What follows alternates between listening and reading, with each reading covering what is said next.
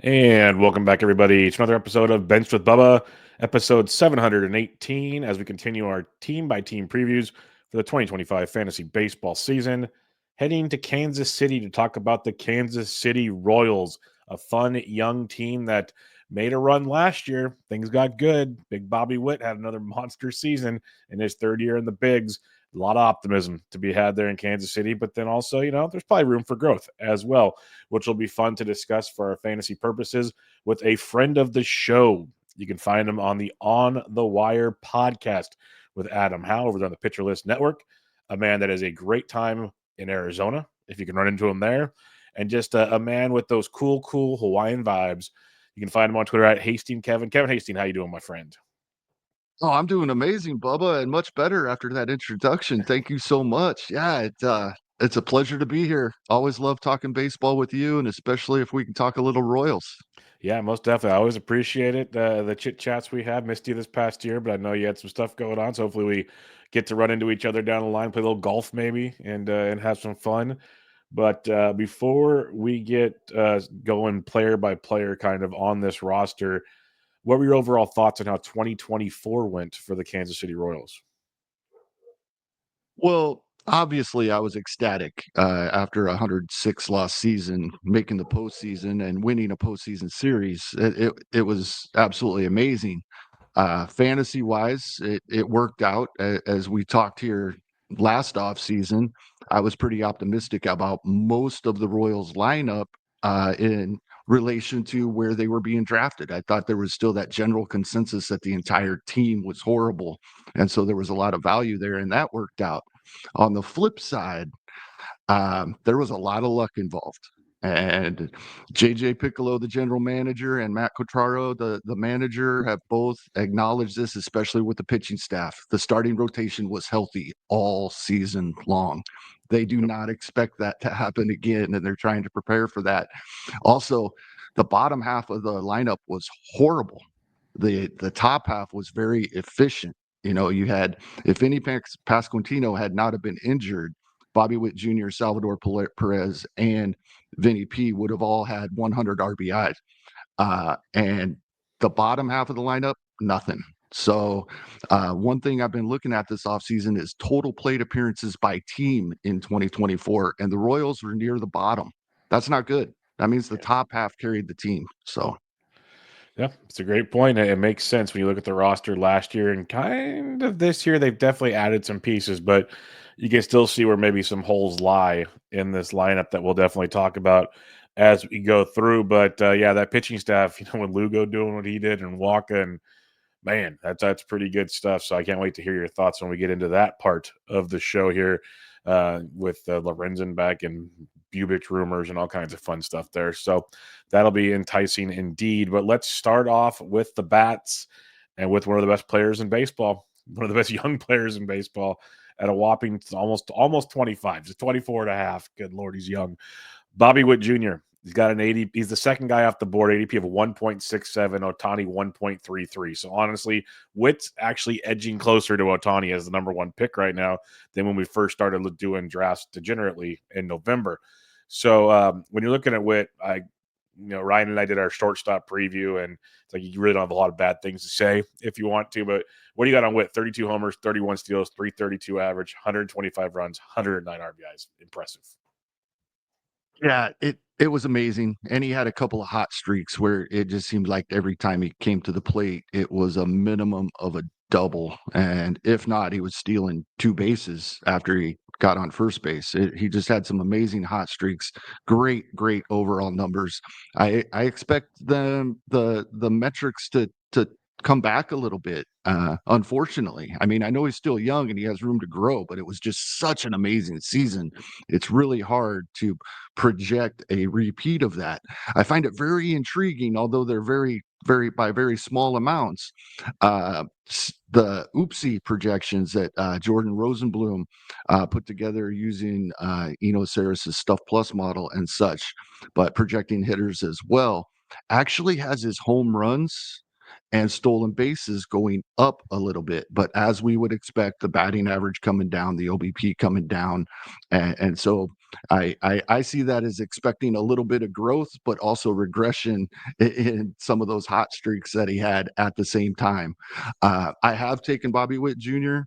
first overall in a draft. I already had a share of Otani, and it was a gladiator. So I figured that was the type of format where I would bump Bobby Witt Jr. above Shohei Otani with the questions with Otani's shoulder. That draft was, a month and a half ago when we were a little concerned about that with Otani. So I think he is the 1B in most instances. I would take Otani first, but I think he's a great number 2 overall pick. Yeah, I'm currently in a DC right now where I've been in the middle of the back of every draft so far. I finally had an early pick. Happily took Witt at number 2. No questions asked, and starting the team like that is a great feeling to have indeed.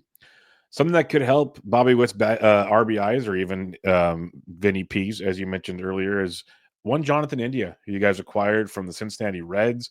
It seemed like he was going to get traded last offseason. That did not happen. Well, here we are as India heads over for Brady Singer, essentially. That could be a discussion point later in the show.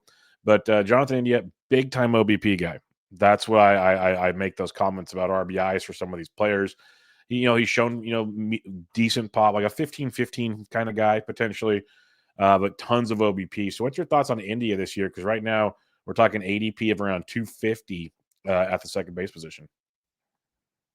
Yeah, at first I wasn't really excited about this trade for Jonathan India. I'm warming up to it over time. That OBP at the top of the lineup is something the Royals were missing last season. And I don't look at this as Jonathan India replacing Michael Garcia, who I'm sure we'll talk about here in a moment, but Garcia is going to move down in the lineup. It still appears that he will be nearly the everyday third baseman. So Jonathan India is replacing offensively in the lineup Adam Frazier and oh goodness, I'm drawing a blank. Michael Longtime Massey. Rocky that the no, not Massey. I Oh, think you're talking about Massey's still going to get his Hampson? time. Hampson. Hampson, Yeah. yeah, Adam Frazier and Garrett Hampson. That's who India is replacing. And that's a huge upgrade when we think of it that way, not of him replacing Michael Garcia at the top and Garcia moving down. They're replacing two big holes in that lineup. Yeah. No, that's a good point. Two big spots there. So like that quite a bit. We'll talk about Massey later, but it is interesting because I want to see how that plays out. Because you mentioned Garcia or Michael and all that, so it'll be interesting. But India should be locked in the lead off either DH or second, because DH can be fluid depending on what Salvi's doing on a given day. So there will be options. It gives depth to the Royals, which is great to have, of course. Salvador Perez, who we kind of just mentioned real quick there, first base catcher eligible this year, which is fun. He's going to be 35 years old this year, but there hasn't been a whole lot of slowing down from the big man. ADP of around 72. Are we still buying in on this guy, even though he keeps creeping towards that older and older for baseball terms? Absolutely. Um, I I am a big advocate, and I'm a big fan of Bubba and the Bloom, and you and Ryan have talked about this. I am a huge advocate of two of the top 10 or 11 catchers, and that 10 or 11 I'm basing on uh, plate appearances for the most part, and then at the upper end of that group, quality of those plate appearances. I think it's such a huge advantage to get two of these catchers in the draft I'm currently in. I have both Contrerases. I Nice. That's 1,300 plate appearances. Yep. I will be playing against teams that don't even get to 800 plate appearances between their two catcher positions. I think it's a huge advantage, especially if we get the upper end of his range and batting average, which we can't count on, but we did in 2024, which made him so valuable. Yeah, I love the Salvi call, especially if he gets more run at DH or first base to keep him getting those at bats, like you talked about. Same with Wilson, who you mentioned is going to play first base. It just brings those guys up to a whole nother level when things are all said and done. All right, the big Sasquatch himself, Vinny P. Love this guy. Great Twitter follow for anybody not doing that these days. Absolutely. Just amazing there. But last year he battled the shoulder injuries, but still played 131 games. He's on 19 homers, 97 ribbies, 262. I love the skill set from Vinny Pasquantino. If you're interested in Vinny P, ADP is around 115 right now. What do you think we should expect from this man this year? Because obviously we hope he stays healthy, but we got close to a healthy year last year. Right, and I expect about what Steamer is projecting him for. I do expect him to hit more home runs than he has yet at the major league level. He was a monster in the minor leagues, and his plate discipline is carried over. Of course, he plays his home games in Kauffman Stadium. That has a little bit to do with the fact that the home runs haven't been there. The rest of his fantasy categories, he's not a guy that's going to steal any bases. You mentioned the Twitter follow when he had that one stolen base in 2024. He was all on Twitter about his stolen base. Mhm. He loves it when he does get that one. But we won't see that. But the runs and RBI will both be there. I think those get overlooked once in a while when we're just concentrating on home runs and stolen bases because it makes sense to us. If a guy has a decent batting average and hits home runs, he's going to have the RBI. If he has a decent batting average and is stealing bases, he's probably scoring a lot of runs. That's not always the case. They don't 100% correlate. Vinny Pasquantino is one of these guys that the home runs and may not be quite what we want. The stolen bases will be near zero, but those runs and RBI categories will be there. Yeah, and I'm kind of excited about his batting average potential of like 270. I think Mm, that's a big perk right. to add on to it. Like I think he's a strong four category dude, and he goes in that Tristan Casas world of drafts where I like Vinny P much more in those situations. So yeah, I'm very optimistic. And this is like him hitting cleanup. That's what again with the India edition in front of Bobby Witt, in front of Salvi, in front of Vinny P, it just adds on to that situation.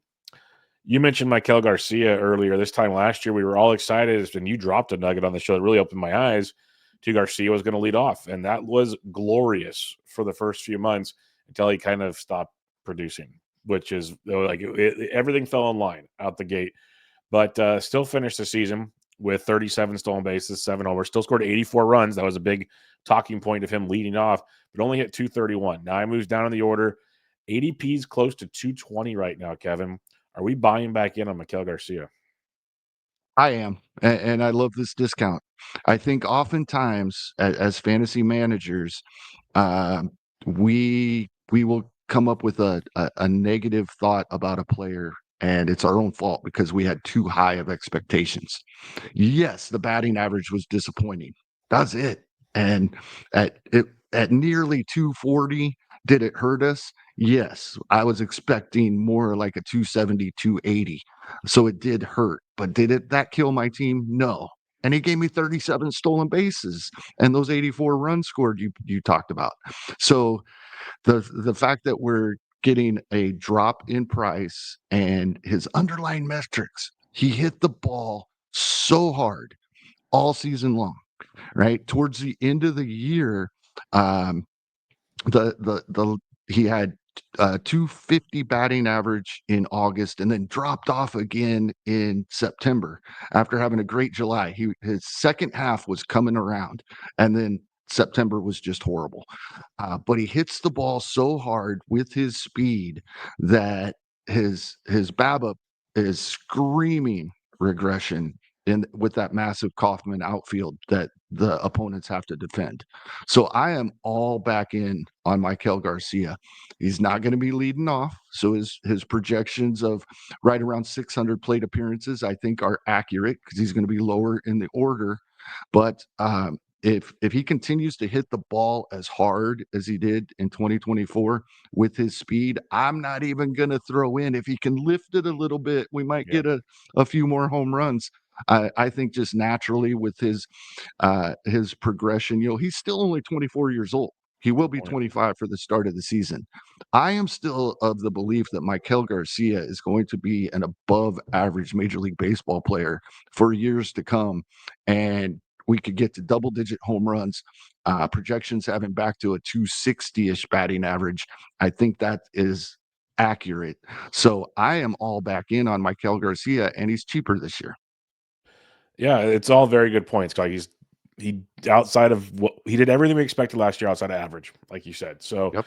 and he's dropping a ton because that the helium was real as draft season went on with Garcia last year. So, yeah, I've kind of had a blind eye to him, and it's probably a lot to your point is we do as fantasy players have biases based on things that burned us last year, or I'd have to go back and look. Maybe it's a part of the draft where I'm not looking for X, Y, or Z, but at the same time, especially in DCs right now, Garcia is a second base, third base guy. I got MICI is tremendous, as you know, as that season goes on and as injuries take place, that is a valuable asset as we're playing that game. So might need to reevaluate things. That's why I love doing these team by team previews, just talk about all these guys because it opens my mind to things that I'm obviously not open to at the moment. All Yeah, right. that dual Yeah. eligibility, Bubba, excuse me. Yeah.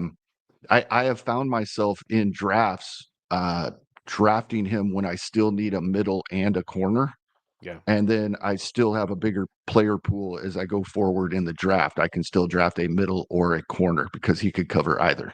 That makes a ton of sense. Very, very good point. A player that I want to be interested in. I like parts of it, and then there's parts of me like going, no, I shouldn't be. Is Hunter Renfro. ADP's 531 right now. That's a part that I really like about Hunter Renfro. Hit 15 home runs over 120 games last year. Before that was 20 or more home runs in every season back to 2017 outside of the COVID year. Hit 229 averages has been down for a couple of years. But right now, he's penciled in to play rather regularly for the Royals. Now, that's the part. Do I believe that is the question, and that's where I kind of step back, and maybe that's why it's baked into his ADP right now. But what are your thoughts on Hunter Renfro? Because he's going to be 32 or 30. He's 32 right now, so he's not that old, but he's getting older. But still, a big power source later in drafts if you want to, trust it. Yeah, Hunter Renfro is unfortunately, even as someone that is looking at the Royals on a daily basis, still a wait and see for 2025 because right field is a position that most expected the Royals to try to upgrade this offseason. As of right now, he is penciled in, as you mentioned, as the everyday right fielder. And I don't think that will be the case, but every day we get closer to spring Yep. training and he's still the one there, it becomes more and more likely. So these projections of less than 400 plate appearances are going to have to be bumped up here soon if the Royals do not make another move. As you mentioned, the 20 home runs every season prior to 2024, he had 140 less plate appearances in 2024 than 2025. I think he would have got to 20. I think he was pacing right there to what he had done in 2023. The batting average came down a little bit, but right there with what he had done in 2023. Overall, I was a little disappointed in Hunter Renfro, but it really wasn't on him. It was on the opportunity. He wasn't given an opportunity really to just run with it. Had a couple of hot streaks. The ADP is what this is all about. At that point in a draft, it's worth a shot, right? Yep. Because if he's not going to get the playing time, we'll know that right away, and you drop him and replace him in a fab league.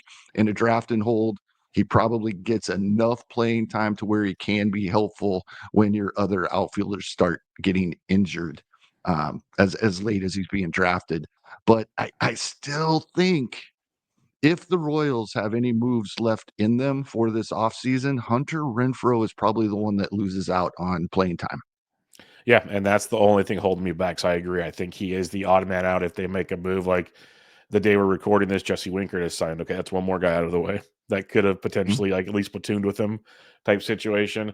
So you're starting to see these guys slowly, move away from hurting Renfro's playing time. But I'm with you. Even in a DC at that ADP, if he plays 100 games, he'll have a stretch at some point in the DC at that ADP. If that'll be quite productive. And if somehow he doesn't, he plays 140 games, like you got a 25 plus home run bat at ADP, after 500 is pretty enticing as well. So that's why I keep looking at him. Like at FPES, I even talked about him as a late round guy that you could maybe take a chance at. But I am also in the same boat where I'm trepid when I look at it and I see what's going on. All right, as my good buddy Ryan Bloomfield says, Mount Massey, Michael Massey. Second baseman who back problems were a concern last year, but still put up 14 home runs, hit 259. Always some optimism when looking at Massey when it comes to streamability versus right-handed pitching. Right now has an ADP of almost 400 in drafts. Should be the primary second baseman, it seems. But again, I mentioned India's there. A lot of questions on how that all comes together. What are your thoughts on Massey? Is he still worth taking at a pick of 400 with so much uncertainty?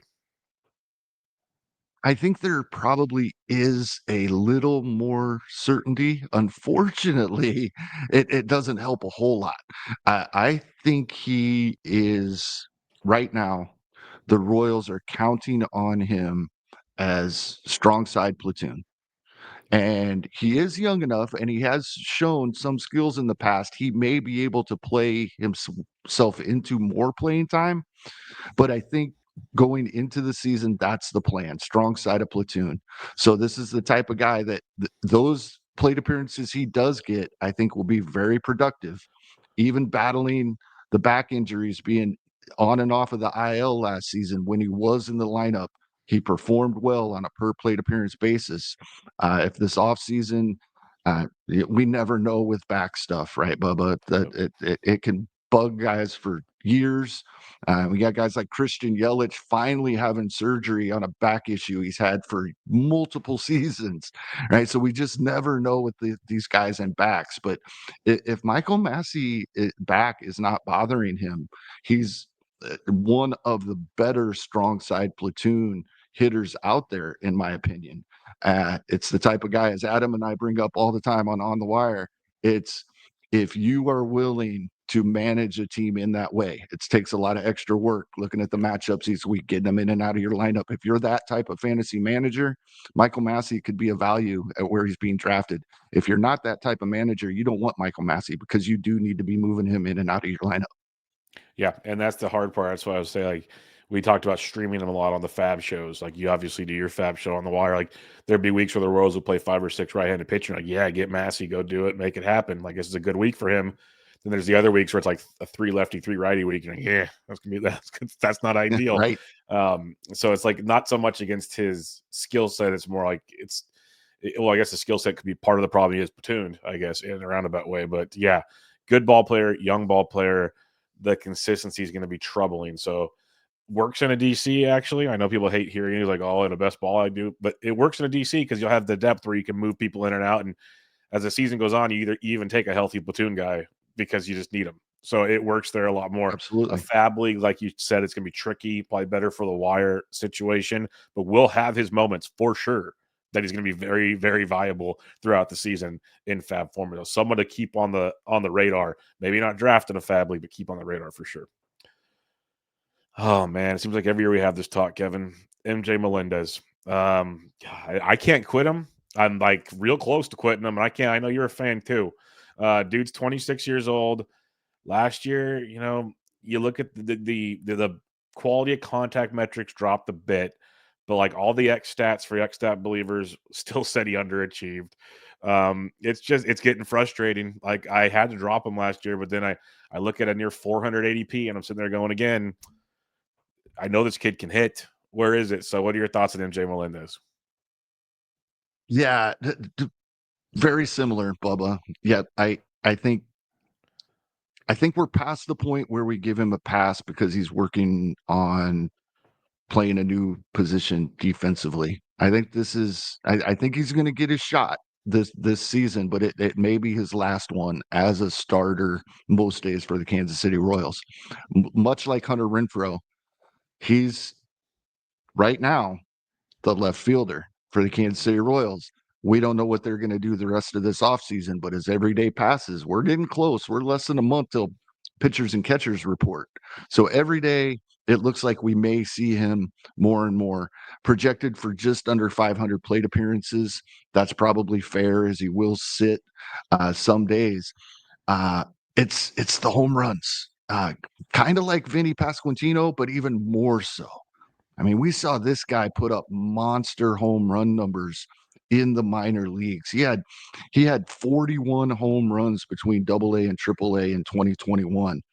When it was him and Vinny Pasquantino and Bobby Witt Jr. playing for Northwest Arkansas, I went and saw them play a game when they were playing in Frisco, Texas. It was amazing seeing those three guys crush the ball for a Double A baseball team. But we haven't seen that power at the major league level. The batting averages have been horrendous in spite of improving strikeout rate in 2024. His walk rate went down a bit as well, but it was great to see that strikeout rate get down to around 25%. And he only hit 206. So I I think the leash is getting shorter with MJ Melendez. He's a watch list guy for me. Uh, Somebody that I would keep an eye on. If he starts to get off to a hot start, I would throw that dart in Fab because it may just click. He's still 26 years old, just turned 26 years old. So I'm not giving up on him completely, but I am giving up on drafting him in most instances.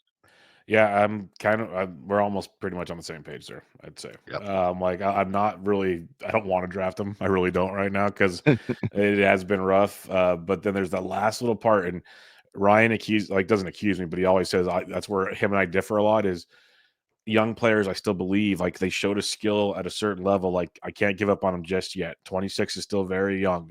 Like if he was getting towards like 29, 30, yeah, we'd see you, buddy. Like he's probably not in the bigs at that point. If this is all he's doing, but at 26, yeah, I'm still there.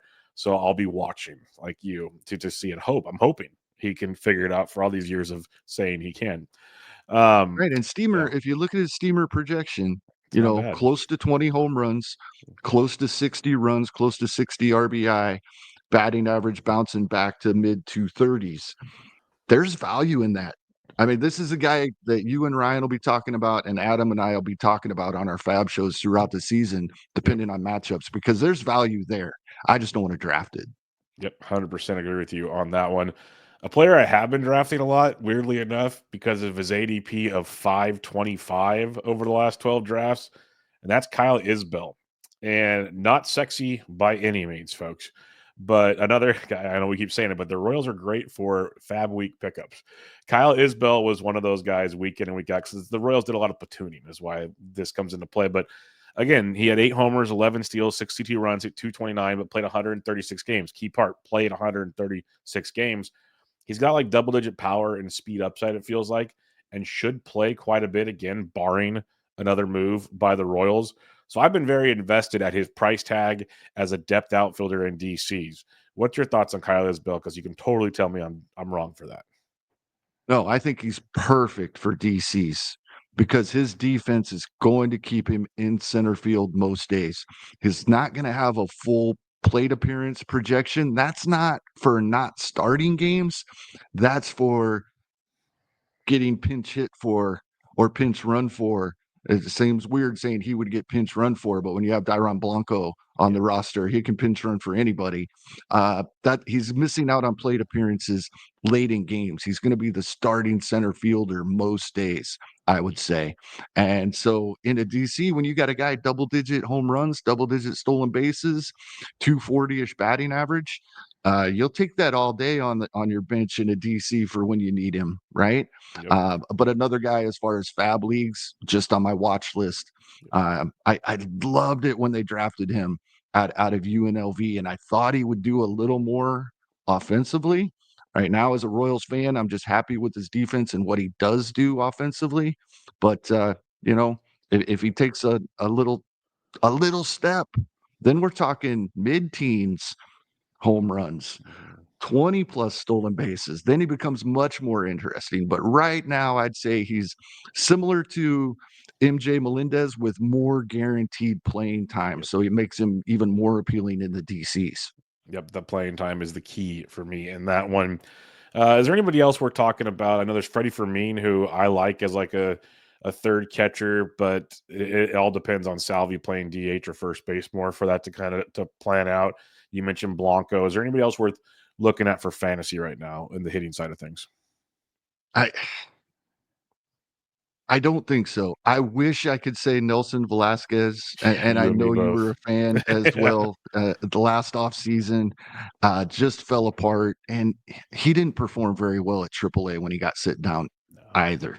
Now, he's still 26 years old. We may still see something, not counting on it. I am a big Nick Lofton fan, but that's as a major league utility player that I'm a fan of. So probably not a lot there in fantasy unless there's injuries and he falls into a spot. Freddie Fermin, you mentioned my favorite spot to actually draft Freddie Fermin as my third catcher in a DC where I drafted Salvador Perez. If Yep. Perez gets injured, Fermin is the guy. If Perez doesn't get injured, he'll play first base now and then, DH now and then. Fermin's still going to get a couple starts a week to where in an emergency, even with Perez still there, I could use him as my C2 in a DC if I had to. So a DC where I drafted Salvador Perez is where I'm drafting Freddie Fermin. Good point. Good point on that one. To put that all together there, because I do like Fermin's skill set, but playing time is the question at the moment. All right, let's head to the mound and one Cole Reagans. That if you are a pitcher list contributor, you need to appreciate Cole Reagans because Ace is going to ace, as Nick Pollock would say. Reagan's backed up his first campaign where we saw some glimpses when he came over from Texas, looked good with his starts with Kansas City. Last year, 32 starts, 186 in the third innings. That was a big question. Even when we talked on the show last year was what innings can we expect from him? He exceeded what I thought in a big way. Ratios were great. Strikeouts were great. Basically, dude's a beast. ADP of 50. Are we still in on him, or is there any concerns still with the guy that's transitioned to starting recently and took that big jump? I'm still in. Now, typically, I I haven't been drafting pitchers there yet this season. I will get to that point, but they're also going to move up. He may still go ahead of where I begin drafting pitchers typically. But anytime I see Steamer project a guy for a 3.5 ERA, I'm excited because Steamer is the projection system that I trust most when it comes to ERA. It's so volatile, but in my mind, over the years, their conservative ERA estimates have been closer than other places I've seen. And conservative is a key part of that. When they're projecting you for a 3.5, I get excited because I start thinking, ooh, this might be low threes. And it was 3.14 last season.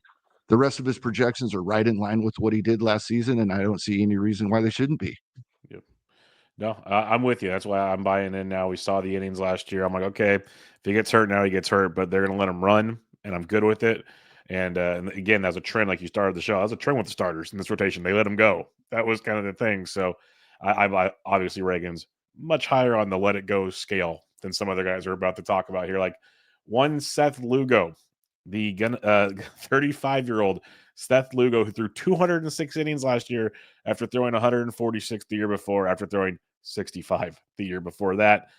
A 3 ERA, which is bonkers. Strikeouts weren't like crazy, but they were good because of the volume Lugo put together. But man, ADP of 176, not crazy, has gone as high as 135, which is nuts to me.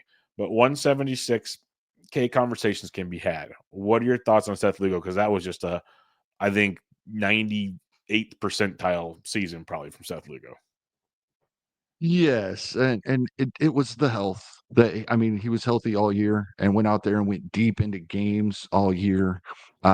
We know that is something he's capable of due to his large pitch mix.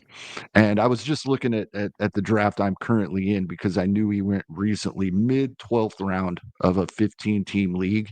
Mhm. So right in line with what you're saying. I had begun to look at him at this point, but I was not ready to pull the trigger on Seth Lugo at that point. I think I play in a quality start league. That's the leagues Yes. where I'm more interested because he's going to go 6+ innings, and there's not very many of those guys left. Yeah. I think in 5x5, which is what we're typically talking about, he's probably going a little early for me, and I'll just sit back on my couch and root for him as the Royals play this season. But in a quality start league, I bump him up a few rounds. Yeah, like similar underdog where you get points for quality starts. I love Lugo in that kind of format because you get him super late, fill the And void. it's similar to your guy Logan Webb in San Yes, Francisco, right? perfect. And honestly, that's a that's an interesting discussion. Like Webb's done it so many more times, which makes it interesting. But I just mentioned Lugo's ADP um of 176.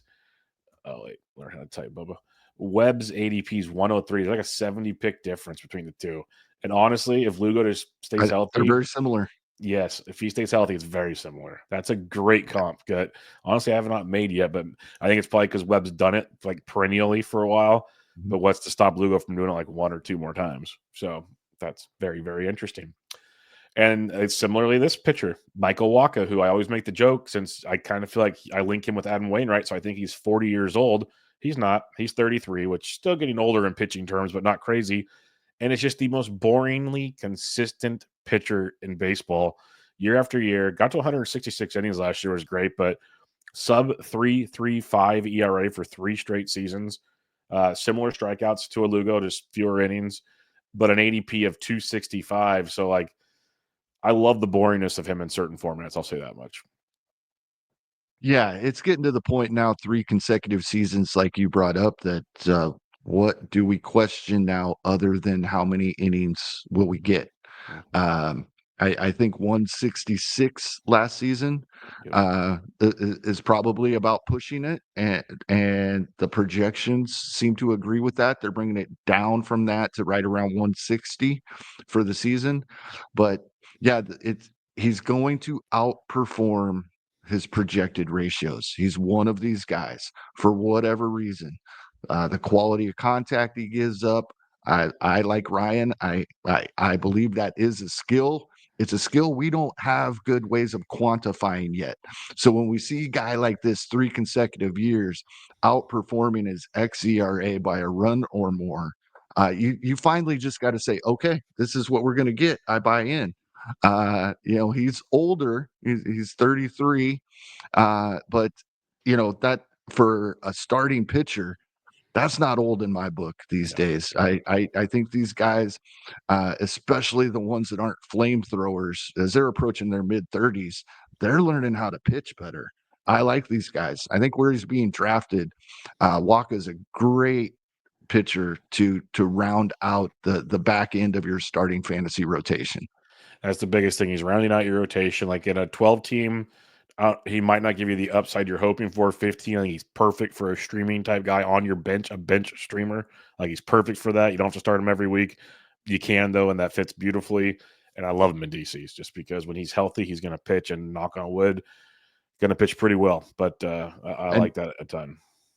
And along with that, the 3 consecutive years of ERA, 3 consecutive years of a WHIP under 1.2, and this later in drafts, Yeah, that good, WHIP good gets point. overlooked and is harder to find. Great point. As I know, using the draft thing Ryan made from our Patreon, that my whip is always an issue. Always. That is a big problem with me. And I try to make a point not to have it an issue, and I still can't figure that out yet. Like it's just it's 'cause I just don't take pictures early enough, I guess, is my problem. All right, Michael Lorenzen comes back to the club this year. He signed, I believe, it was a 1 year deal to rejoin the team. Lorenzen threw 130 innings last year between two ball clubs. Strikeouts were down for the second. It's been down for a few years now. I say, but a 3.31 ERA combined with the two teams he was on. He got you the 1.24 whip, so he's around that 1.2 to 1.25 situation. But what makes him interesting to me, Kevin, his ADP is 572. You're not paying much for a guy that, again, quote unquote, if barring health, is going to pitch every fifth day for now for the Royals. So, what's your thoughts on Lorenzen? Yeah, that ADP is the key, and even in a fab league, I think he's worth a late round dart to see how the season begins.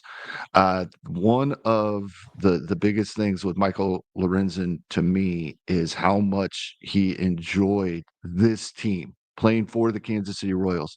His interview after this signing on MLB Network, he brought up the clubhouse and how fun the clubhouse is. And I couldn't agree more. You got guys like Bobby Witt Jr. and Vinny Pasquantino, and we're not even mentioning yet probably one of, if not the best clubhouse guy in baseball in Salvador Perez. Yep. So That is huge for players. These guys are human beings. Yep. He's back on the team he wants to play for. He also commented on how they help him work on getting better every day, whether it's going to be working towards a long relief role or staying in the rotation. So I think that's huge. The fact that he's in the spot he wants to be. And right now, roster resource actually has a 6-man rotation. Yep. I haven't heard anything of the Royals um, looking to go with the 6-man rotation. However, it wouldn't surprise me with the comments both the GM and manager have made on how lucky they know they were with the pitching staff staying healthy last season. I think Lorenzen is in this rotation at least to start the season regardless, but there's more than just these 6 guys that Jason has listed on roster resource because Kyle Wright, they signed to a 2-year deal knowing he would not pitch in 2024. Right. If he's coming back healthy, he's in this mix as well. So even if Lorenzen is pitching very well, it may not always be in the rotation. So, but at his draft price, it's worth taking that chance. And if he's a long reliever, you replace him. Yep, and that's a great point about Kyle Wright, kind of the forgotten man. His ADP is 573. If you want to see how that goes, coming back from TJ, not a bad dart as well. Basically the same ADP as Michael Lorenzen. And I'm going to group these last two together because you mentioned the whole 6-man thing. It feels like they're either going to battle for the 5th spot or who knows what's going to take place as things go. But you got Chris Bubich, who had that kind of pedigree, the prospect discussion coming up. Injuries derailed things, but has looked really strong out of the bullpen recently. And they said they want him back in the rotation. That's kind of what I've even heard that. And you got Alec Marsh, who had his moments last year. He was quite serviceable as a back end starter. He had a couple hiccups, but quite serviceable. Bubich has an 80, and this is what's really interesting with Lorenzen's ADP at 572. You got Bubich's ADP at 360, Alec Marsh at 497. So both going before Michael Lorenzen. How do you kind of look at those two guys as they battle it out for the back end of the rotation, or maybe even kick Lorenzen out of it? Yeah, I think Marsh will get his starts if they skip guys or if Bubich or Kyle Wright does make the rotation. He may be the odd man out, but he would still be on the major league roster. He would get spot starts and be a long reliever. He's tricky. He's a streamer for me on fantasy teams. He had some really good outings against really good teams, and once in a while he'd throw up a stinker versus a team that you would think he should go out and handle pretty easily. That kind of contradicts my he's a streamer take, Mhm. but I just think it's more coincidence on whether it was the goods were against good teams and the bad a couple of times was against teams you thought he could handle. But that's the type of guy he is. And hopefully in 2025, it works out in the matchups we think he'll be good is when he is good, because I think he's a streamer. Bubich, I I know they're going to give him at least one more shot at being a starter. I wish they wouldn't. I Yeah, He was amazing as a reliever. yeah, Um, over a certain time period towards the end of the year, I don't remember the exact stat that somebody posted because this was months ago, but he was one of, if not the best reliever in all of baseball for a couple of months last season. Why mess with that? I know he's coming back from injuries, and that's getting a lot of the blame for him not being in the starting rotation already a couple of seasons ago. But his velocity really went up when he went to the bullpen, and we know that happens, but it was quite a bit, like over 3 ticks, if I'm remembering correctly, and I'm certain I am. So, why not leave him there and let him cut it loose in those short stints? If you have Bubich and Hunter Harvey comes back healthy and Lucas Urseg to close it out, that's back to our Herrera, Wade Davis, and Greg Holland that we had versus your Giants back in 2014. We loved that back into that bullpen, and I'm of the opinion I'd like to see Bubich stay there. I understand that they're probably going to give him the chance to start. So drafting him at that draft price, I'm fine with it whichever way it goes.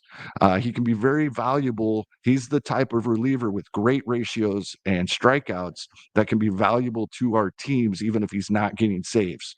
Yeah. So if I'm drafting him that late, if he ends up in the bullpen, he probably remains on my roster that I'll play in place of, a seventh, even a sixth starter some weeks and get value there. If he gets in the rotation, I'm going to be a little leery. I'm really going to keep an eye on that velocity.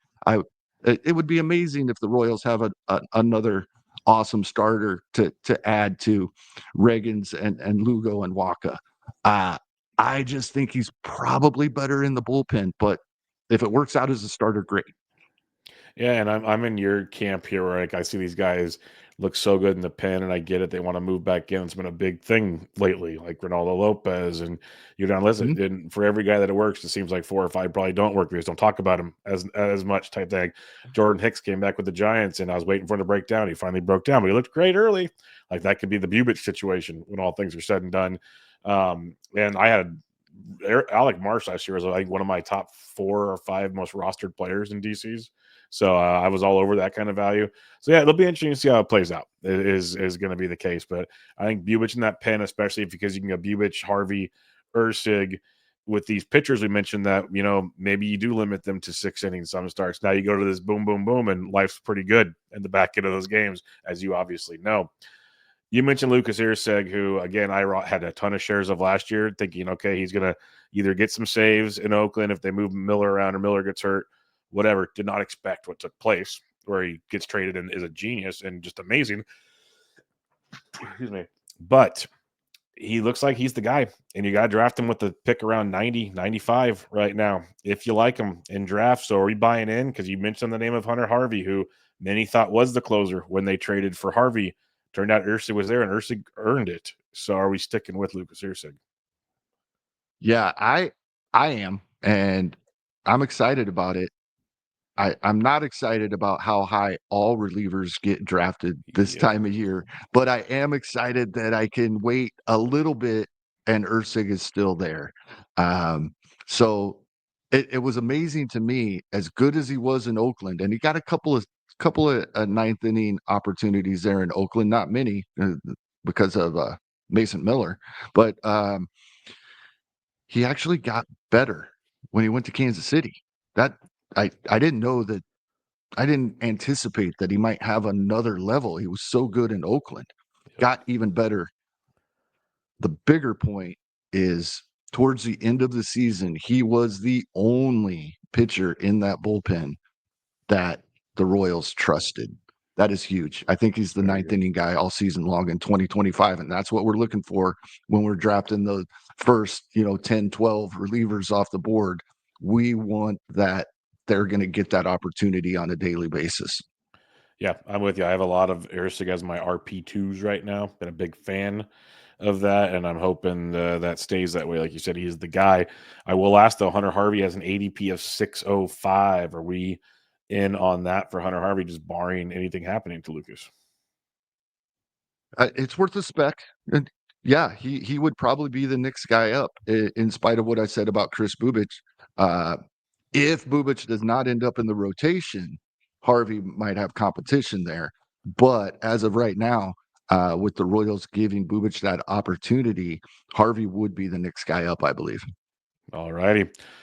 This team, for years, way even before we started doing this show together, was a young team that had prospect depth. Things were brewing, and they had their runs. And even the 2014 was a prospect team with Moose and Hosmer and company coming through there. So it's a trend, and it says a lot to the front office that when people might get frustrated with them, they're doing stuff. So you almost got to like let the process work. Where a team like myself, the process hasn't really worked in a long time in that situation. What do we look at for prospects right now with Kansas City for potential fantasy value this season, if any? Because maybe they're just out for now. The biggest guy is their most recent draft pick, Yes. and that's Jack Caglianone. That guy just crushes baseballs, and his first round in some winter League baseball. He has picked up right where he left off at Florida. He is crushing baseballs. He did get a non-roster invitee to the Major League spring training camp. That got some people excited. They need to temper that excitement, in my opinion. This does not mean we're seeing him on opening day. I don't even think we see him prior to September, if at all, in 2025. But he is definitely the guy we're most excited about. As far as guys that we could see in 2025, I mentioned Nick Lofton. He's no longer prospect eligible, but probably still fits that bill on a fantasy level. Less excited about him than I am for real baseball, being the utility player. Blake Mitchell, catcher at High A last season. He had a really good season. 18 home runs, 26 stolen bases in 111 games last year over A and High A. He ended with only 20 plate appearances High A. He's still really young, but this is a guy for dynasty players out there to keep an eye on, especially if that speed holds up at all as a catcher. High K rates right now. That's we're used to seeing that. Also walks quite a bit, but K rate's above 30% so far in the minors. He'll have to bring that down, but I think he's somebody to keep an eye on. Yeah, very interesting. Like the Jack Caglione talks, I've heard many excited. I'm with you. As long as Vinny P's healthy and Salvi's healthy, they're not interrupting that situation. So it'll be real tricky to see how that plays out. All right, my friend. Last question I have for you. What are your expectations for the 2025 Kansas City Royals? I expect that they will make a run at a wild card as they did in 2024. However, with the caveat, the bottom half of the lineup does have to perform better because there was quite a bit of luck involved, not only with the pitching staff staying healthy, but with the timely hitting of the guys in the top half of the lineup. That's not something you can always count on.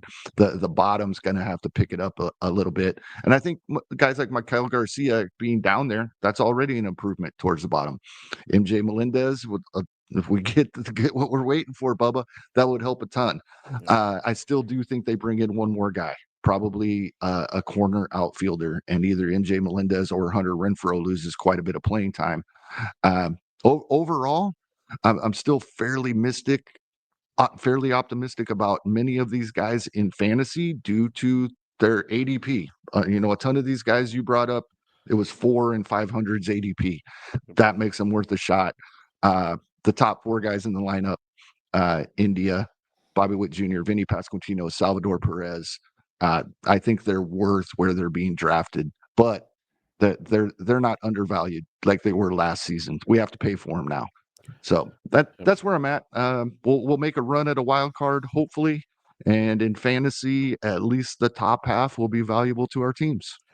That's the fun part about the AL Central is it's pretty wide open. A lot of teams that you could see making runs, and you also can acknowledge where there's holes on all of those teams that could ruin the runs. That's what's Absolutely. it's pretty open and for at least 3 to 4 teams out there. I'm not going to name the other one. You guys can do that yourself. Actually, recorded a show with them a couple days ago, but yeah, it's going to be fun out there in Kansas City this year, and I want Bobby Witt go 40-40. I think that'd be awesome. I think it's in his potential, and it's just wild. He's so fun, so fun.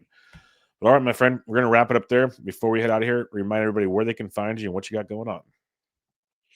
Yeah, I'm over at pitcherlist.com on the Wire podcast with my co-host Adam Howe, who is amazing, running the entire podcast Yeah. network for Pitcher List.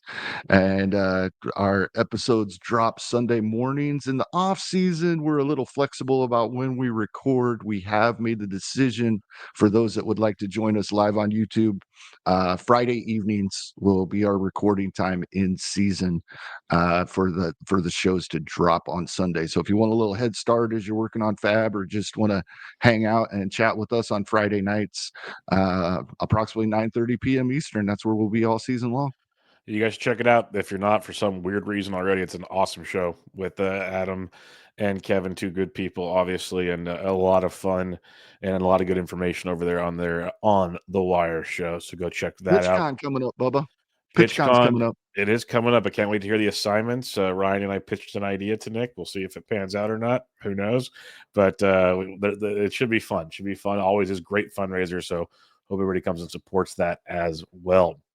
I Well, believe Nick is going to uh, allow Adam and I to do our episode 200 live, like we did episode 100 live at that's PitchCon a awesome. couple of years ago. Yeah. That's awesome. Sweet. That'll be really, Yeah. really cool. So we'll be checking that out, of course, and having some fun there. But make sure y'all follow Kevin on the Twitter at Hasting Kevin and on the On the Wire podcast. And until next time, this was Bench with Bubba, episode 718. Catch y'all later.